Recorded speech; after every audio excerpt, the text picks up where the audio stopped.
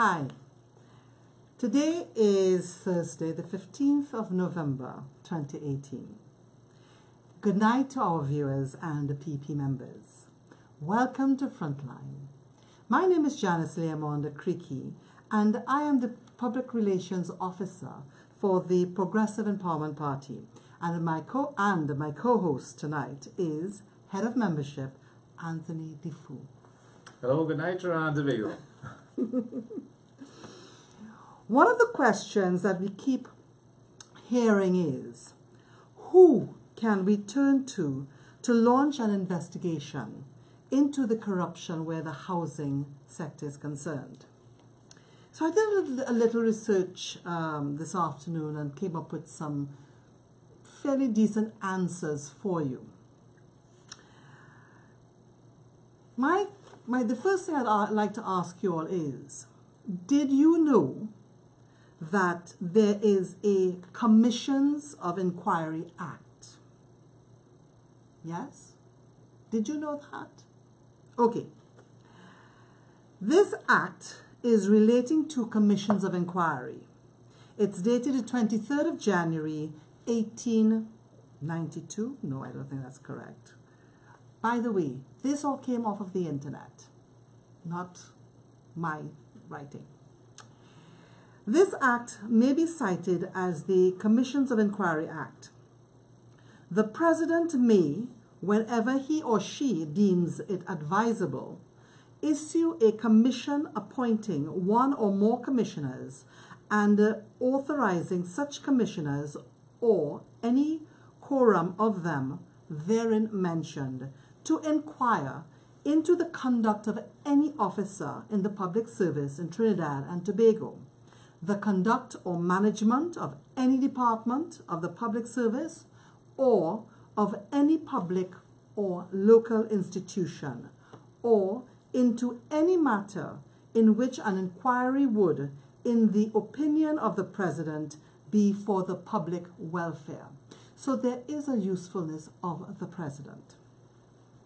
Each such a commission shall specify the subject of inquiry and may, in the discretion of the President, if there is more than one commissioner, direct which commissioner shall be chairman, and direct where and when such inquiry shall be made, and the report thereof rendered, and prescribe how such commission shall be executed, and may direct whether or not the inquiry shall be held in public.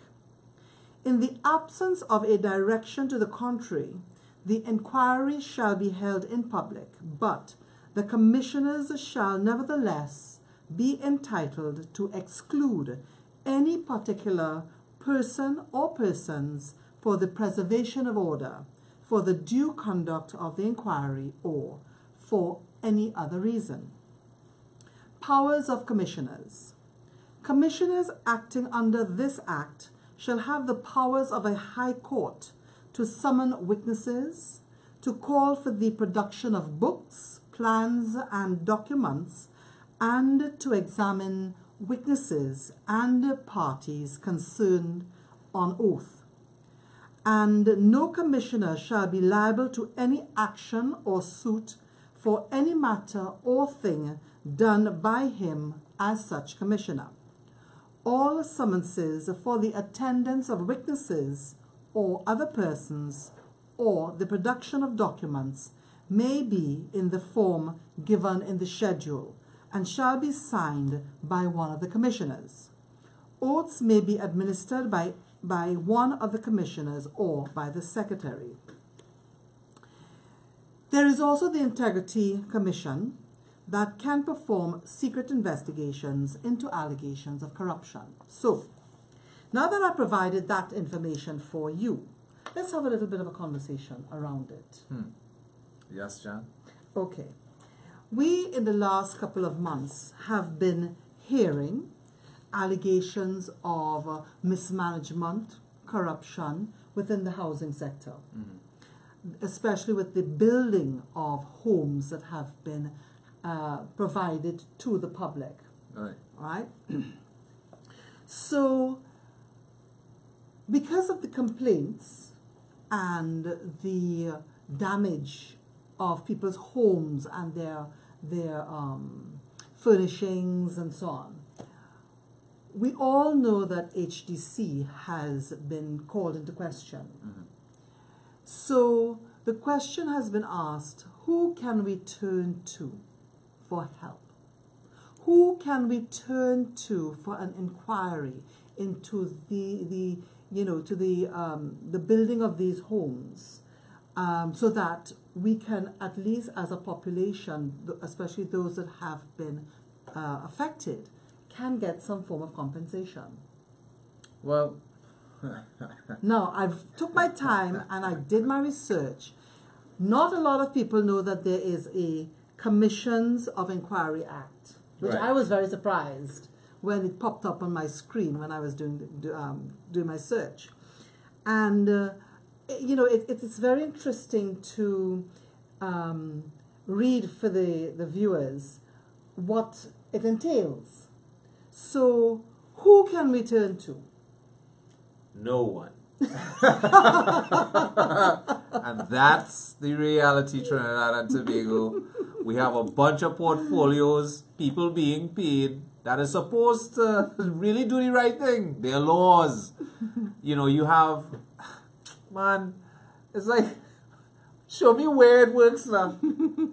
Show me where it works, Janice.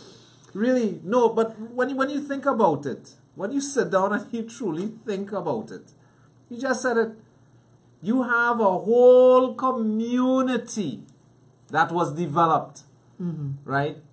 And you're telling me again, I heard Munilal talk about, it was a PNM project on some conference last week or when it was. Correct, yes.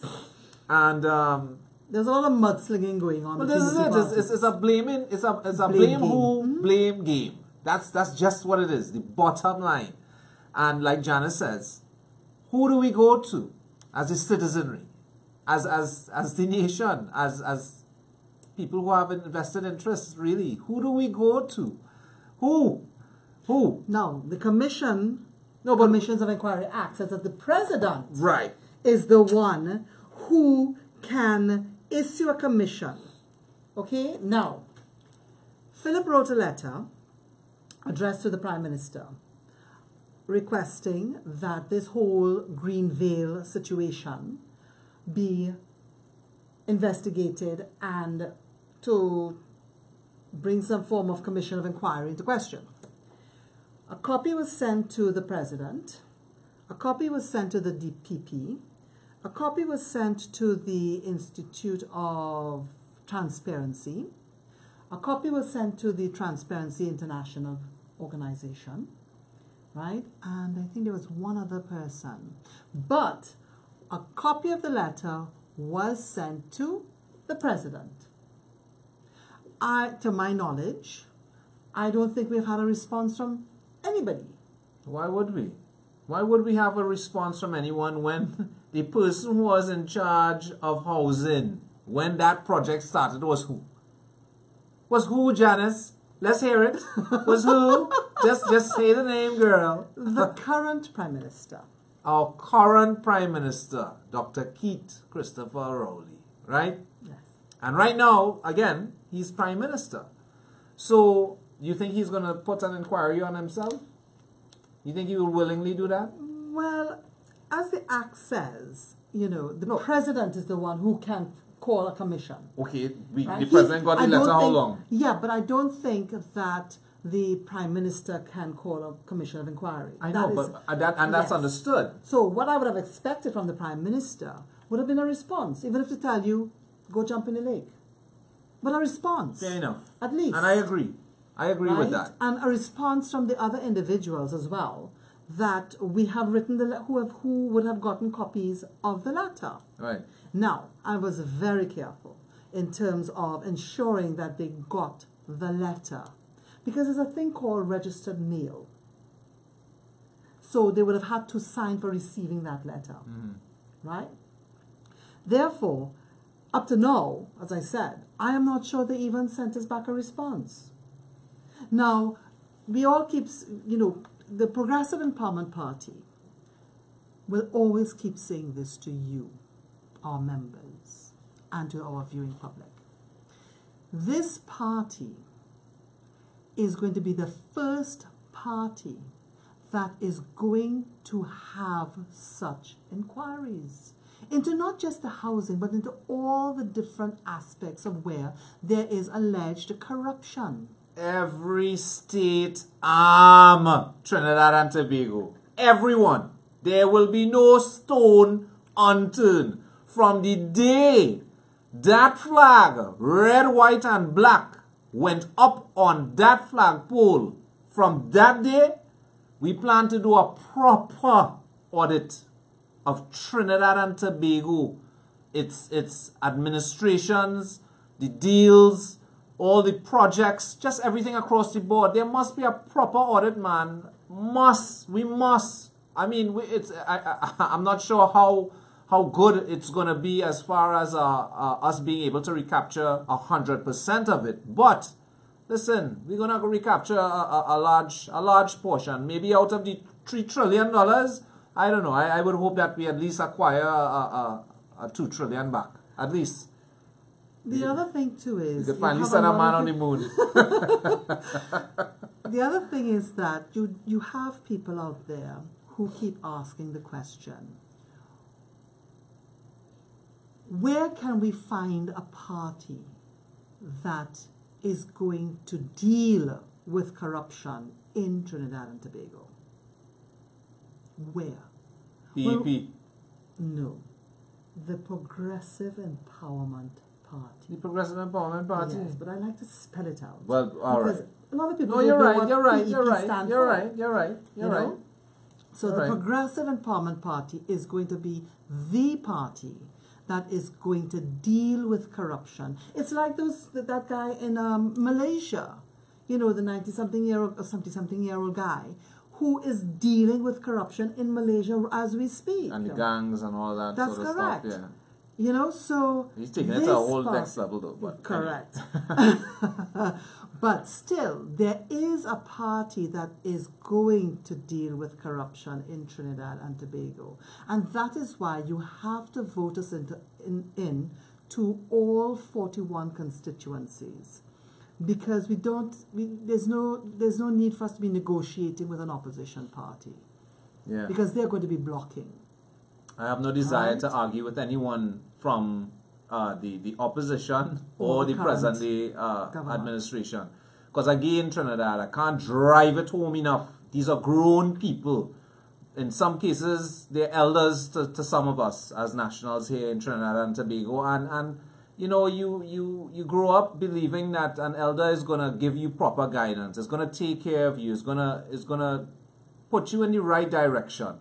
And 56 years, man, Trinidad and Tobago, we can't say that neither one of these administrations, whether it be the UNC, PNM, NAR, whoever, look, it's waste, total failure, total... But not just that. The current Prime Minister did stand up, I think, believe in Parliament or on the platform saying, and holding up a piece of paper saying that he has evidence that there was corruption within the opposition. But after that statement, there was nothing that occurred after that. Look, and the Prime Minister talk about his Munilal and he, Commissioner Police Gary Griffith, and was conspiring to commit murder or some madness like that. And he nominate Gary Griffith as Commissioner of Police. Well, boy, you see something wrong here. And up to this day, the man has not said that this is not true. What he said was not true. In order to clear anyone's name, this is the man who's supposed to be running the country, the Prime Minister, really, and nobody's asking these questions. Nobody's concerned about any of this. I look on social media today. More flooding, Dong Barapo and certain areas around the country. I mean, it was not major, but a little more rain again, we would have ended up with the same situation we had. And you're telling me we just had a bloody bunch of flooding and people losing their homes and all, Every single thing. Up to now, I have not seen the state take a major initiative in clearing the drains and waterways That's right. and rivers and so on. I have not. I right in my neighborhood, right up in Santa Cruz there, you have, man, dirt, mud, big stone, all kind of thing blocking the passage of water, man. And what? What are we going to wait for still? What are we going to wait for still? Really, Trinidad, come on, man. Even the drain in front of KFC and Super Farm, right there in West Moorings. I mean, when I was coming to work this morning, it was pouring with rain. And I mean, the drain was already high, but it was filled with a lot of plastic bottles. And I have called the regional corporation asking, can they send some, the CPAP workers to come and clean it? And I was told in no uncertain terms that I had to speak to the health department in the regional corporation for them to arrange for it to be cleaned. And I'm going, but what does the health department in the regional have to do with this? This is to clean out the drain, especially of all the plastic bottles that when the water goes down, it goes down. When it comes up, it comes up. It's like boats. and every time that those the drains get filled with water, it backs up. And of course, all the car park by Guardian group there is all flooded and everything. And, it's like, when are we going to get this thing right? When? When the Progressive Empowerment Party is in office. Thank you. That's when it's going to be right. All right? Because at the end of the day, let me tell you something, Trinidad and Tobago. We are going to ensure that the population hold us to everything that we say we would like to bring forth, being put into that office. We're having the nation hold us to it. You want to stop corruption? You want us to protect the borders? Hold us to it. Hold us to it. We'll break down all the numbers to you with a fine-tooth comb. We'll break those numbers down to you. And as you say that, it brings to mind that video that was circulating on Facebook showing the Venezuelans coming across, coming into Trinidad via that area, I think it's either Cedros. Right. And my question is, all these years, that the governments of the day did not know that was going on? They didn't know? How come all of a sudden it has to take a video on thank God for Facebook, on Facebook, showing what was going on? And then you're coming and talking about ordering 16 boats. So all the years you didn't know that the boats were parked up in Shagaramas, not being able to go out there and patrol the borders and secure the borders? Listen, there's an agenda happening right now on the ground here in Trinidad that the people just simply, they're not aware of. They're not aware of. Look at what's going on with TSTT now. How much of them get laid off today? Well, I heard 500. It's 500, and that is just the preliminary figure. We really ain't know by the end of the day, when everything is all said and done, how many will or is going to be affected where TSTT is concerned and the employee. Look, I listened to a conference. I think it was one of the trade union heads. What program was boy? I can't even remember the program, but I was looking at call-in televised type of interview. And this man was saying that, which I really didn't scrutinize the numbers, but what he's saying is that the managerial team, the board of directors, which I think is maybe 9, 10 men or however many of them, they are making, on an annual basis, more than what a 1,600 employee body or something like that is concerned. If I'm not mistaken, don't quote me on those numbers, are going to come back to that. In fact, if somebody knows those numbers, just hit it up on the live there and let us get confirmation on that actual number. But I mean, really and truly, we talk about why is it the people, the workers are the ones always getting the shitty end of the stick? How is that? Well, the other question is, are they retirees? Are they still of an age where they have to go out and continue to work? Because with Petrotrin letting go 5,000, we now have TSTT letting go 500, right? Well, that's just a number for now. We're just a small island. But remember, where are these people going to get a job to continue paying their mortgage, continue paying their expenses, their rent? Right? I mean, it is frightening when you really start to sit down and think about these numbers. And then you have the Venezuelans coming in. You still have small islanders coming into Trinidad. What I see happening, a lot of people are going to migrate. A lot of people. A lot of our locals are going to migrate. There's going to be another brain drain in the country. No one is thinking proactively. No one is thinking for the far future and putting the mechanisms in place in order to meet the goal. You know, I mean, what are we really doing in Trinidad and Tobago? What are we doing? As someone rightly says, to get a job now, you have to know somebody. Or you have to have a family who is in a business of their own that could say, well, okay, come in, I'll give you a job. You know, that whole Petrotrin deal still bothers me a whole lot. Well, it should. It should, because there's a lot of, alleged bobble that went on. Alleged bobble. Well, you could say alleged. You could say alleged. You say alleged. Because I don't have all the facts and figures. Yeah, you don't have all the facts and figures. What do you mean you don't have the facts and figures? You have the facts. You have the figures. The company has failed. If we have not done a proper audit on Petrotrin to know really how much money it brings in versus how much money goes out. And who's going to do that audit? Again, the first question you posed when this started was what? Who do we turn to? I was listening to a recording where the current Prime Minister was asked a question in Parliament as with respect to Petrotrin, which said basically, who is the government or is the government going to be ensuring the securing of confidential files and so on within Petrotrin?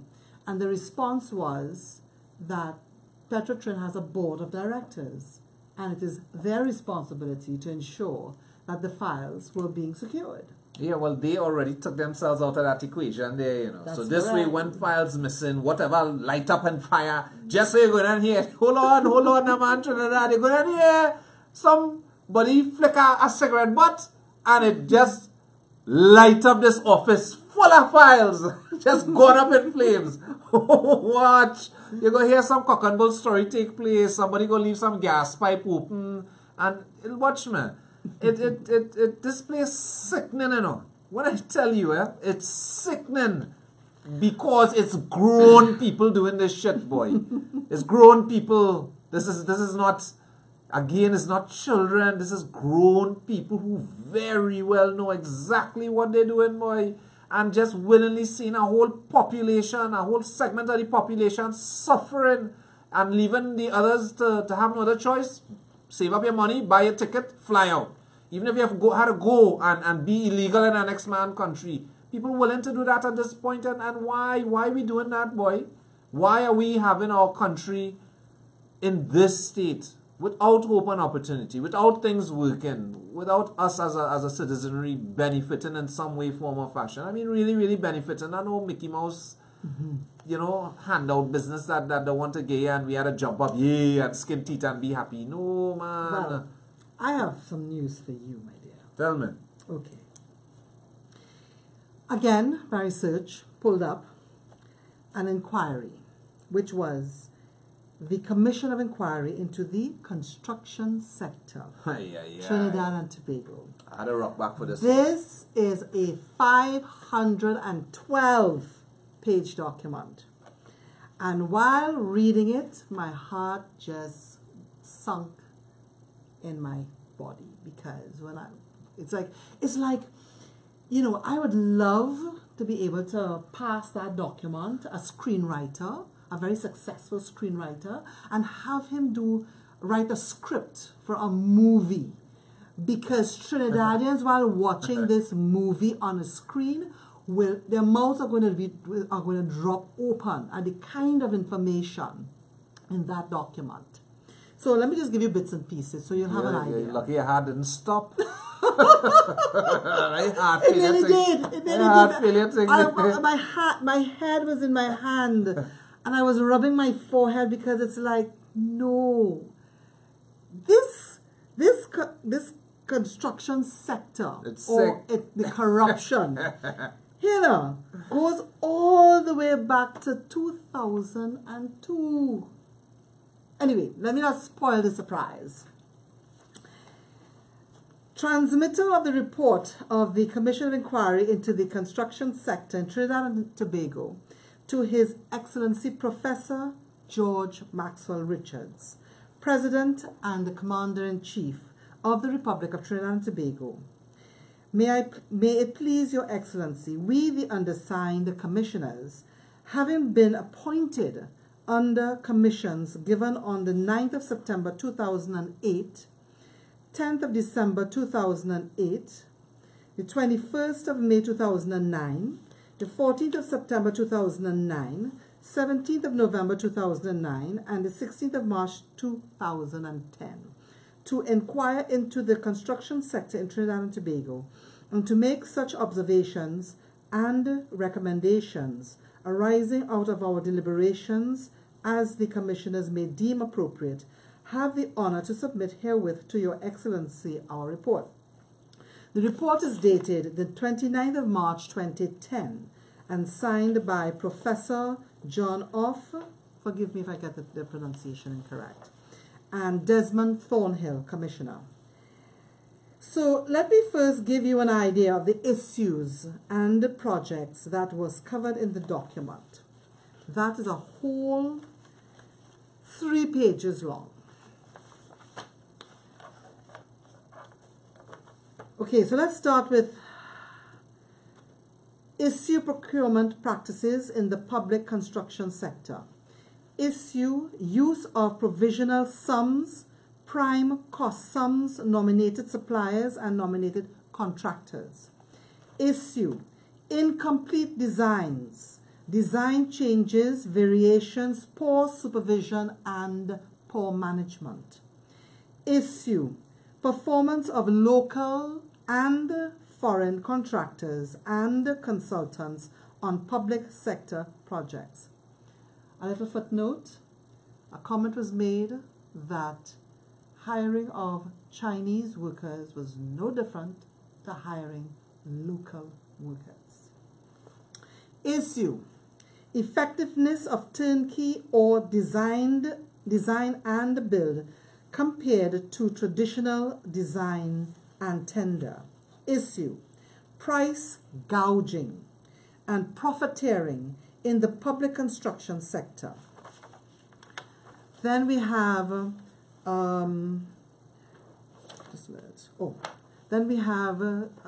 was a bit that was done on the police, the Belmont police station.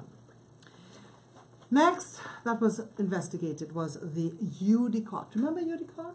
Okay.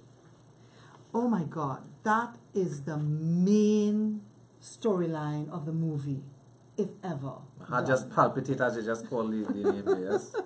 Issue procurement practices and methods of operation of UDCOT. CNE Building, LA Tower and Sunway, Academy of Performing Arts and International Waterfront, Brian Lara Academy Project. Now, there were a lot of construction during this period, so a lot of money was spent. You had cost overrun, delay, and effects.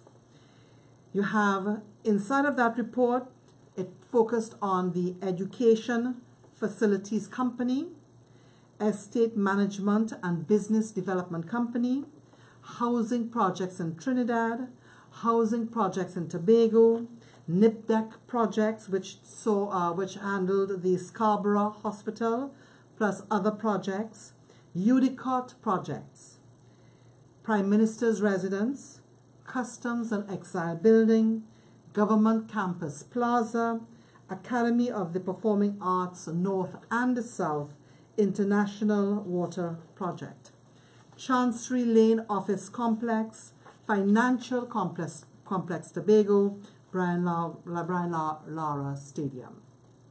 Then you had the Cleaver Heights report, which was part of the report. You have the first Cleaver Heights issues, which was contractual matters. The second Cleaver Heights issues, performance matters. And then there's a conclusion on that particular project. General issues, transparency issues, legal issues, contracts and dispute resolution, management issues, problems of non-performance, statutory approvals, planning issues and utilities. Then there is a conclusion on terms of reference issues, which dealt with value for money, high standards of workmanship, free and fair competition, access for all, integrity and transparency. And then they did their recommendation. So let me give you just a few highlights for that. Particular companies which have been the subject of the inquiry include the National Insurance Property Development Company, which is NIPDEC, the Housing Development Corporation, HDC, Estate Management and Business Development Company, the Education Facilities Company Limited, the Rural Development Company of Trinidad and Tobago. Most of these have been established only since 2002. NIPDEC, however, has a much longer history, going back to the 1970s, and HDC, while established as a statutory corporation in 2005, replaced the former National Housing Authority. UDICOT. It is evident that Mr. Calder Hart from 2002 onwards and before acquiring executive authority exercised considerable influence over the affairs of UDICOT. From September 2006, Mr. Calder Hart has exercised a dominant role in the company. This has included personal involvement in the appointment of all senior staff, which had engendered a considerable degree of personal loyalty and an almost complete absence of dissent on any issue. This may be contrasted with evidence as to disagreement among board members in 2003. From 2005 onwards, there has been no evidence of any disagreement with or dissent from any action proposed or taken by Mr. Calder Hart. From this point at the latest, Mr. Calder Hart became the alter ego of UDICOT and was so regarded by the general public of Trinidad and Tobago, notwithstanding that he became executive chairman only in 2006.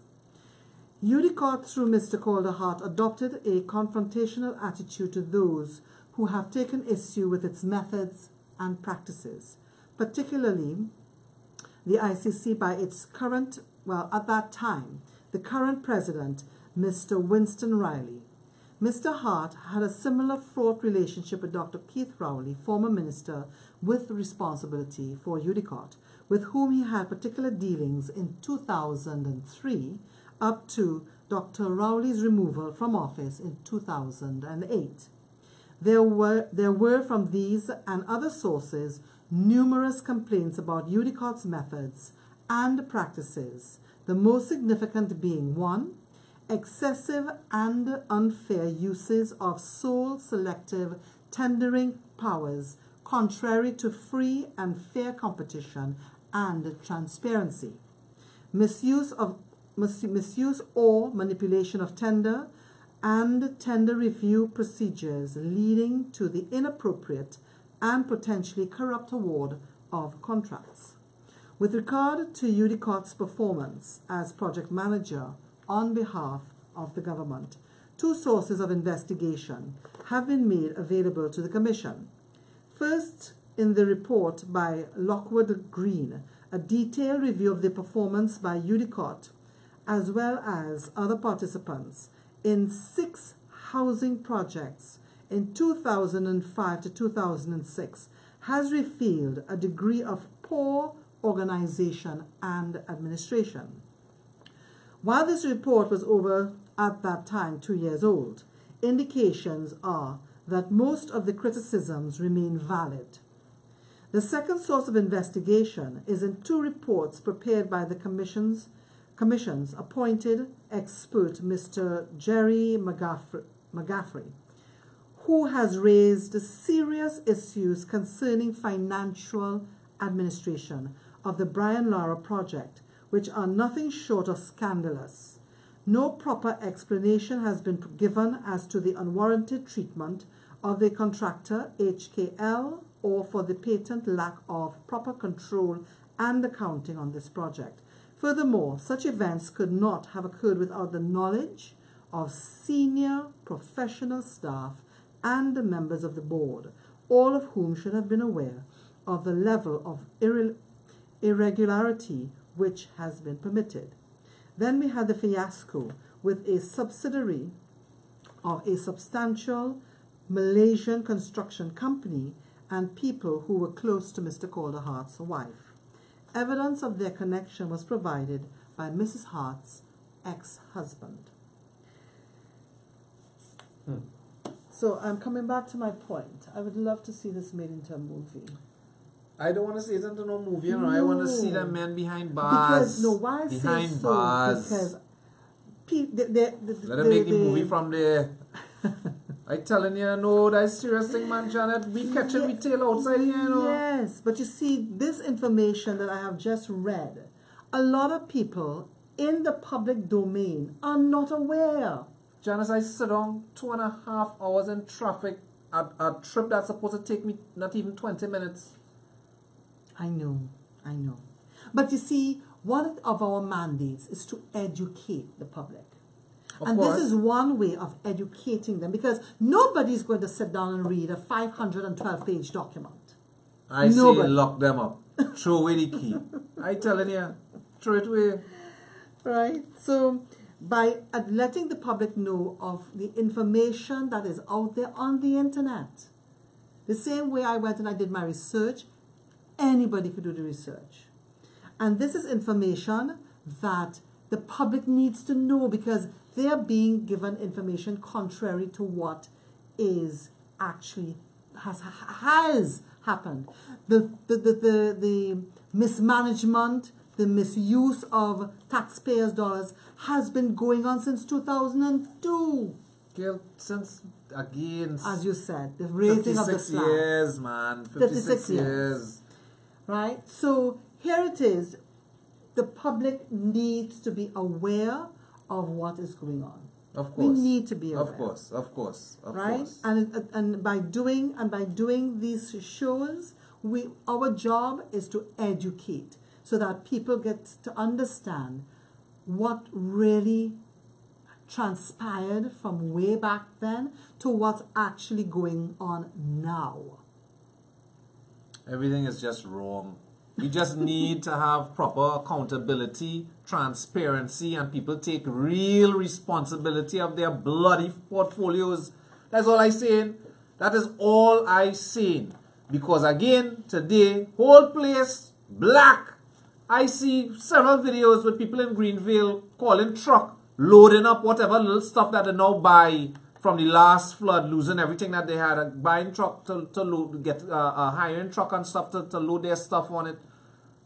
I mean, really, boy, we had to live this way, boy, Trinidad, boy. But it just keeps being an ongoing cycle of mismanagement, because even with the housing projects that were completed during the current government and the opposition, you know, it seems that the whole misuse and so on did not stop. You would think that they, knowing what went on with UDCOT, which was public knowledge, right, would have ensured that other projects didn't meet the same fate, but that was not the case. You see, when you started the whole show with there, is the $1 million question, you know. Who do we go to? Who do we complain to? Who could you go to get the issue resolved? Who? Who literally?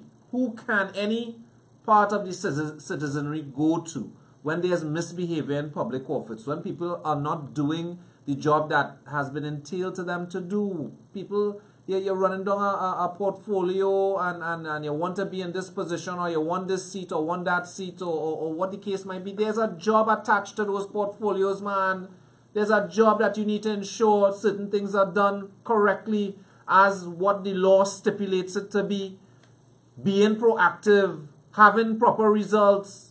I mean, really and truly, man, Trinidad and Tobago, watch me, I am so fed up, you know, boy Janice. It sickens me just to wake up one morning, come and, I mean, I can't say go into the, I'm reading the papers, just, Gil, I'm now going to read a message, I go through social media, and I'm sick, my whole day just pissed, because it's real,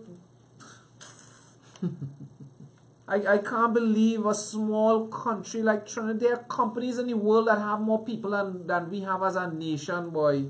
And they're able to run and manage themselves perfect. People have benefits, everything in order. And just, you know, how hard is that, man? How hard is that? You know, and reading this sort of information, it really now solidifies that it's not just millions of dollars that have been squandered. It is really trillions of dollars. You know, when I would hear Philip talking about the trillions, my brain couldn't compute that. I know, 1,000,000,000 1,000 times. Right. A billion. Yeah, but you see, you're accustomed to hearing million this, million that. But you don't really sit down and try to analyze and say, well, okay, how much millions is that? So when Philip has now stopped talking about projects, and the millions is now trillions of dollars that has been squandered away. And people now need to understand that. It's trillions. It's no longer about the word million. It's trillions. And I think that has to start sinking into the subconscious minds and conscious minds of people. It's trillions of dollars. Your money, my money, your money that has been squandered away. That and there's no accountability for that money. None. It's anyway, upsetting. One other topic I want to talk about, because it's getting close to our time, and I think it's almost 9:05. 9:05? Yes, 9:05. Remember, we started late. But anyway, this is a topic that I think that we would also like to address, because again, we need to bring it to the forefront. And this has to do with the barriers that was put up in Regent's Park that Philip highlighted. You see the pass sign and thing, Gail? Saying what? What barriers? They're talking about... the ones that Philip highlighted on right, social media. That the guy had ripped open? Yes. They put a big sign now. Say what? Yes. What is it, boy? Something about you're driving through there on their own risk. They held responsible if your property, if your vehicle get damaged, or if anything, personal injury. So I wondered about wait now. No, I am telling you. You serious? Trinidad, I am telling you. We saw the picture. I think it was Philip that took the picture out. I'm not too sure. In fact, how you could say you're driving through your own risk? There's a big sign where those gates are that says let me see if I could find this thing, Trinidad. I'm telling you. Yeah. I want to roll up on the ground here. I'm telling you, when I see it, I say, boy, the place. Unbelievable. The place officially gone mad. Gone mad. Yeah. But again, in my research, so I want to share this with you. It was in 2015. Yes, May 18, 2015. Armed with placards chanting, "Remove the gate," about 60 residents in Springvale, Claxon Bay gathered yesterday to protest the blockage of an access road into their community. The residents said steel gate... Just put a pause on that. Oh, you think it's joke? Warning, proceed with caution. Stop it on camera so people can right? see. Hold on, wait. I want to read it out clearly. Oh, okay. The management will not be held responsible for any damage to any vehicle and for injury to any person. Right? Notice, all activities monitored by video camera. So first question I want to ask is this. Yeah, man. Yeah, man. This is too funny. Right? First question I want to ask is this. Who is our management, boy? Who is the management? Who? This is Borough Corporation management? This is the street have a particular group that is our management group? I don't know. I mean, explain it to me. But anyway, Put it up. yeah, let me see if you guys can get this. Yeah. Yes. Hold up. There we go. Right. No, come back a little bit. Come back a little bit. Right. Come back a little bit more. There we go, Trinidad. Stop Right there. You see it? You see it? Yo, it is crazy. That's what I say. It is absolutely crazy. Well, yes, it is. No, but what I saying is that, well, then everybody, let Barataria go and do that too. Might as well. Pass sign. All you pass through here under your own risk, you know, brother. Hey, you see this place gone crazy. And I don't understand Serious? how the regional corporation, who is aware of this situation, have not done anything as yet. Haven't done anything. Them say that, you know, warning, proceed with caution, you know. It's like I don't know, everybody packing inside that street, or it's, Right. you look at somebody wrong or sneeze wrong. Tell me, I want to know. I find this is unreal, because remember they had the gate, right? The gate was blocking that road. But the barriers still the there. barriers there, but they have the gates up, right? The barriers are up. Yeah, I don't think that they have a it. barrier. Right. Right? But anyway, let me get back to my story. Yeah, get back to your thing. Sorry for cutting you off there. Trini. Let me get back to your story. The residents say a steel gate approximately 30 feet long was installed by one of their neighbors across the roadway, preventing them from using it. Speaking to members of the media at the protest site, Miss Munchan said she has lived in Springvale for the past 64 years, and for the first time the access road was blocked off in March. She decided to put up a gate there for whatever reason and block off the road from anyone passing, said Munchan. She's claiming that the road belongs to her. Another resident, Raymond Joseph, said villagers are hard-pressed to find taxis willing to enter Claxton Bay, and for years have resorted to dropping off on the highway to walk home. The lady indicated that her son goes to Presentation College every day and he needs to pass there to come home after school. The way it is blocked now, he will have to drop by the Claxton Bay flyover and walk home from there. If my child get robbed, who helping him? Another resident who lives directly opposite the house in question told reporters the gate has prevented her from constructing her home.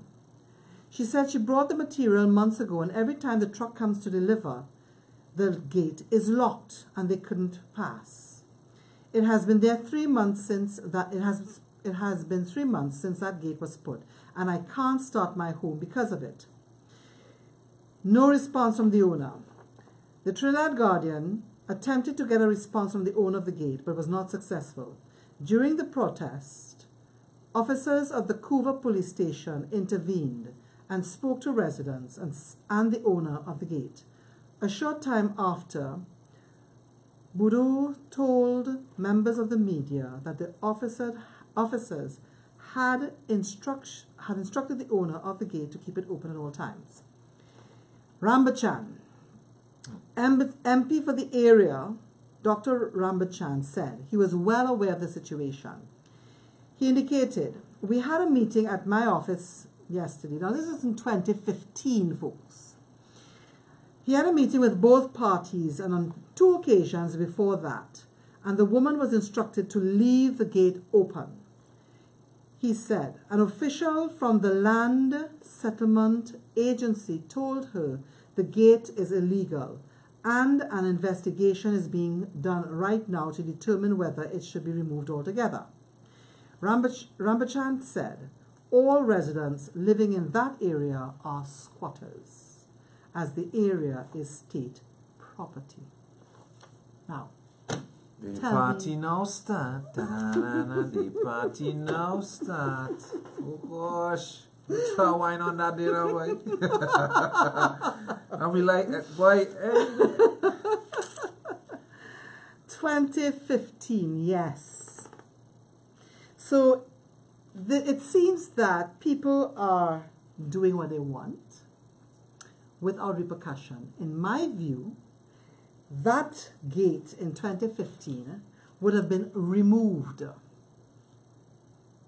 at the expense of the state, because you can't just put up a gate and block a road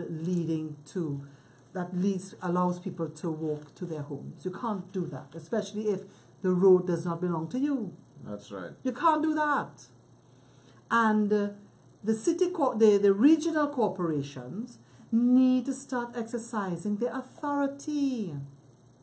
What are they doing? They get paid a salary, you know. Yeah. The officials, they get paid. They have a mandate in certain things that they need to ensure that they are able to secure and to And it's their responsibility, the secondary roads. It's their responsibility. Because when we were doing the local government elections, I did a piece, and it indicated that they're responsible. So what are they doing? If everybody was to put up a gate, we can't drive where we have to go. No, everybody gonna live in the little street, and you know, that's what we want to have. We want segregation, we want division, and that's what we want. Huh? You didn't think if we fix the country, you wouldn't have use for the gates. Exactly. You wouldn't even have use to put up a sign like that to begin with. Exactly. Huh? You didn't think so, Trinidad?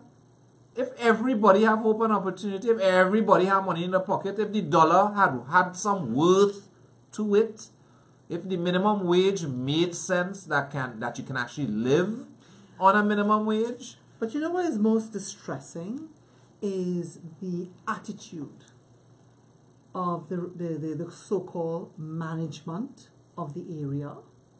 The fact that they have now put up a sign. I want to know who's the management. That to me smacks of a certain attitude. Who is that management?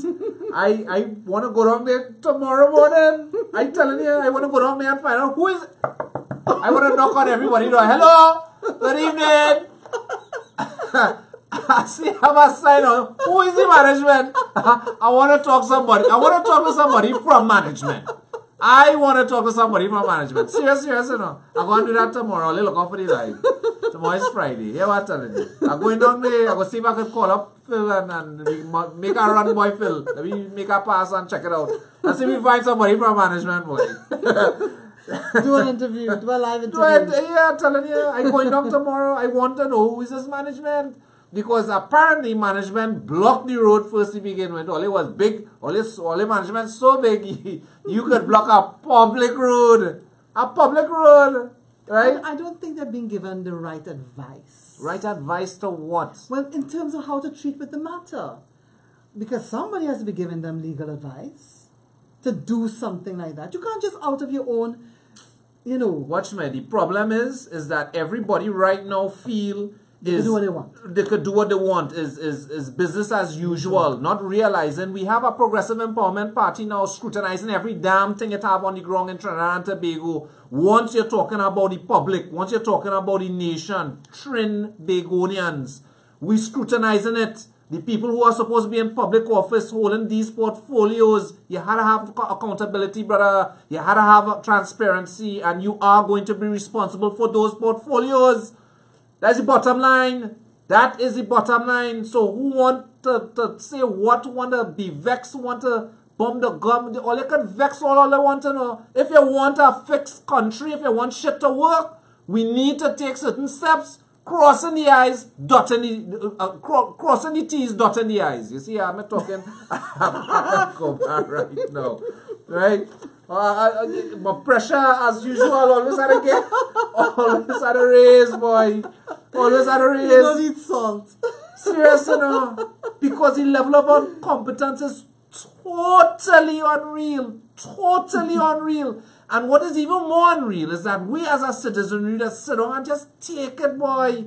We could talk and talk, hey, yeah, boy, and this, that, and the other. But look, the raised gas, we rather run to the shitting gas station the night before to fill up with tank before we go down to Parliament and stand up and say, no, partner, we can't be raising gas so, just so, no. We taking the wrong steps, boy. We, as a nation, we just going about this whole thing wrong. That's why they're doing what they ask. They want to do what we. That is why we are in the position we're in. The people who are there to do for the nation realize we are so distracted by BS that they just choose to get a big duffel bag and pack all the money in the damn thing and run with it. Run with it. Let them catch the tail. You know when Trinidadians are really going to wake up? When there are long lines to the gas station to get gas. Why Trinidadians ain't realize, look, we that is when Trinidadians going to wake up. And they don't realize it's coming. They don't realize that. Yeah, we refining outside oil now. Yeah, we refining outside oil now. When the world market say oil is $100 a barrel. Wait now, man. Now they want to get rid of Petrotrin. The nation didn't want to go in front of the parliament to stop them. Wait. Somebody will be getting that money. Wait. The other thing as well is that people are complaining that the gas is burning faster and it's of inferior quality. You know, the octane rating is lower than what it is, and obviously if the octane rating is less, it means to say you actually have to burn more gas in order to get the same speed or performance that your car was giving you previously before, you know, with a higher octane gas. I just want to put something out in the public space. The agricultural minister stood up in some forum and was talking about the whole gas issue. And from what he said, I was left with the distinct impression that citizens are being forced to consider going CNG because it's cheaper. That's the impression I got. Listen, when he was finished talking. That is fine, you know. I love the idea. Maybe we should have been going CNG all along. I mean, that's my point. Every 3 days you have to go and fill up. Every 3 days? Yes. I'm filling up every day right now. I don't mind the 3 days fill up, you know. But my point... With the amount of driving you do, you will have to continue doing it every day. But my point to that is that it's not now that we've realized, Trinidad and Tobago, that the world is trying to move away from oil. They want to look more towards renewable energies. Why haven't we looked into this? And on top of it, you know, if we know that the oil environment or the oil industry is so volatile and you know, the market goes up and down and is very unpredictable, like he said, for us to veer towards CNG, why has this not been an initiative that was taken upon us years ago? You know, when we were producing CNG, we just found CNG, we refining, we're doing what we need to do. Why couldn't we make that conversion then? Look at Brazil. Brazil is not even using regular gasoline. They're using, I think it's ethanol or something like this. And they're acquiring this from sunflowers and some other, I don't know if it's sugarcane or whatever else. But my point is that, you know, that is a form of forward thinking, and they move totally away from oil. You know, if the world goes to war right now and oil traffic stops, Brazil has no problem because they literally do not depend on oil whatsoever. You know, why we as a nation, having the resources that we have, was not able to be proactive in that sense. Maybe we would not have gone down the road of ethanol. We may have looked at this natural gas. You know, the clean natural gas as an option to power vehicles and to do what is necessary to you know, move the country forward. You know, again, it's just a matter of forward thinking, boy. It's just a matter of thinking proactively. Things and systems that can make sense and can have a long-term effect with you know, it building and building a society, making a country better and Man, Don't worry, we are going to get there. 2020 election. the people, you are the ones to get us there. We ain't gonna get there just so, Janice. I know. And I keep saying, none of them in Parliament just put on a jacket and tie and run up inside there, you know. It's the people that redden the finger to put them there. But my point is that the people that we've been reddening our fingers for has not done right by us as a citizenry. And we are just proposing. We are fortunate enough to have a new political vehicle, one that the people has a direct access to, literally direct access to. Since the inception, we've had a meeting every Saturday, 12 noon, and that would continue. And it would also continue even after getting into office, you know, and then it would be even more efficient because we plan to be able to reach the people and know what is being said on the ground, real time. And that is about being proactive, having the information in order to make the better decisions, in order to just not be dealing with the garbage we've been dealing with for so bloody long, man. Sorry, Jan. Yeah. Okay. End of rant. As we close our segment, I would like to invite members to tell your friends and family about our regular meetings, employee screening for the job seekers and housing initiatives, every Saturday from 12 noon. Now this Saturday we are going to be having our meeting at 24 10th Street, Barataria. Come and add your voice to the open discussions and express your opinions. Executives of the party will be there to answer any questions you may have. Remember, we are here to inform, empower, and to make you aware of what is going on in Trinidad and Tobago. Don't forget that you can become a volunteer and can serve on any of our committees or teams that include the National Executive, Constituency Executive, Constituency Representative, Youth Arm, Women's Arm, Security Team, Events Committee. Why volunteer? We believe that citizens should have a say in how they are governed. So we invite persons to volunteer, to serve within our organization and help advance the vision and the mission of the Progressive Empowerment Party, which is one people under one flag. The Progressive Empowerment Party is a volunteer organization that depends solely on the contributions from our members to keep us funded. Our mission is to contest the next general elections, which will require significant funding. The PEP is guided by principles of transparency and accountability, and we assure you that your generosity will be used solely for the advancement of the organization as we work our way towards a better Trinidad and Tobago. The Progressive Empowerment Party will be working for you and to ensure that no citizen is left behind. So please become a financial member. Once again, this Saturday, we are having our regular PEP meetings, which will be held at number 24, 10th Avenue, Barataria, from 12 noon. Any closing comments, Anthony? Well, again, Trinidad and Tobago, we are at the North Hub, which is in Barataria, 24 10th Avenue, Barataria. It's just a few feet away from the Maritime, what is that, Maritime Center or Mall or whatever they used to call it.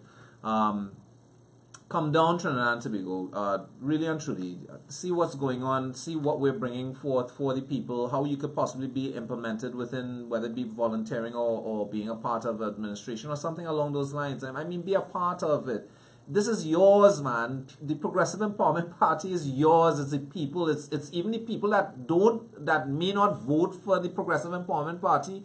It's their party too, and they don't even know it. I'm just saying, because the party's agenda is really to do betterment, bring betterment for the population holistically. Everyone. No one must be left behind, and that's the mission that we're on. So, you know, come down Saturday, 12 noon. Let's hear your voice. Let's meet. Let's hear what's on your mind. What's your woe in your constituency or area? What's the issues you've been dealing with? And let's see if we can find real solutions that you can hold on to, be tangible. And you know, look, we are real people just like you. We're regular people just like you. And we just want betterment, a better nation just like you. And that's what it is. So, yeah. Okay. We would like to acknowledge all our members and thank all of our viewers. To those of you who are on the nation roads, please be safe. Good night. Good night. Slide.